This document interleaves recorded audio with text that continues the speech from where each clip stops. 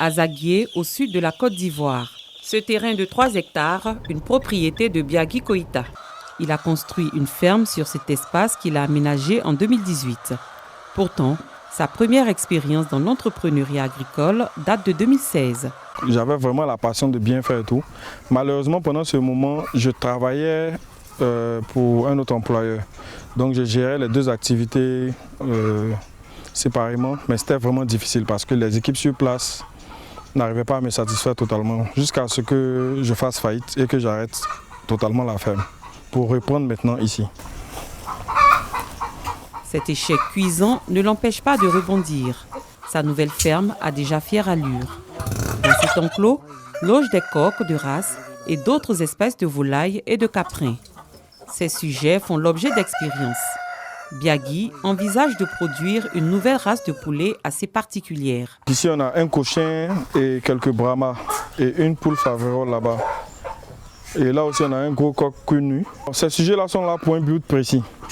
Je veux faire un croisement avec entre ces coqs-là et des poules pondeuses pour avoir une race d'hybride qui vont me donner de la chair. La ferme de Biagui compte près de 2000 pondeuses réparties dans 2 enclos. Avant d'y accéder, un rituel est nécessaire. J'ai dû tremper les pieds dans la pédiluve, donc il faut pouvoir désinfecter les pieds avant de rentrer dans le bâtiment. Et il y va pour la santé des animaux. Là, on a les pondoirs. C'est là que très tôt le matin, les poules viennent pondre. Donc on peut voir même déjà des œufs. Il y a encore des œufs parce que le dernier ramassage de la journée n'a pas encore été fait. Ce ramassage se fait 3 fois au cours de la journée. Les pondeuses produisent environ 400 plaquettes d'œufs, soit 12 000 œufs par semaine. Ces œufs sont principalement vendus à des supermarchés. Ici, on nettoie les œufs parce qu'on a des clients comme des supermarchés à qui on livre des œufs. Et la condition première, c'est que les œufs soient très propres et filmés. Biagui prévoit aussi l'élevage de bovins et d'ovins. Pour ce faire, il a acquis 2 autres hectares du terrain contigus à sa ferme. On a une trentaine de moutons aujourd'hui. À la base, il y avait un bélier et 7-8 brebis. Donc pour la plupart se sont reproduits ici, tout doucement, jusqu'à ce qu'on atteigne ce nombre-là. Chaque année comme ça, je n'avais pas besoin d'acheter de moutons. Je venais juste piquer là pour aller faire la fête de Tabaski. Maintenant, comme ils commencent à devenir nombreux, je pourrais en vendre certainement pour la prochaine Tabaski. Ces bâtiments en construction serviront de lieu d'accueil pour de nouveaux animaux et aussi pour des formations. On a les 2 grands bâtiments pour les pondeuses, les futures pondeuses. Donc on va mettre des nouveaux sujets ici qui seront à cheval sur les autres et de sorte à ce que quand ici on aura le début de ponte, là-bas elles seront assez vieilles et puis on va les écouler. Les 2 hectares de terrain s'étendent jusqu'à ces barrières de protection. À leurs pieds, on peut apercevoir des déjections d'animaux de la ferme et cela s'explique.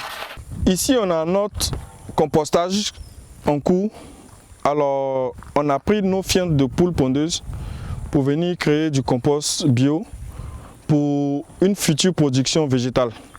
Donc, le grand site que vous voyez là sera pour le projet des cultures hors sol. Donc, on va utiliser ces fientes-là comme engrais pour produire des légumes.